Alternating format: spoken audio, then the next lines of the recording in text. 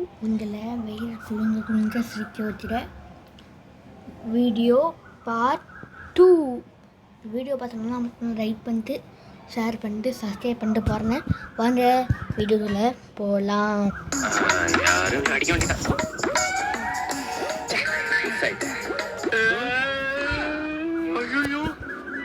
தம்பி சாரிடா தம்பி, வாடா வாடா ஹாஸ்பிட்டல் கொண்டு வாடா. உட்கார வண்டியில் உட்கார.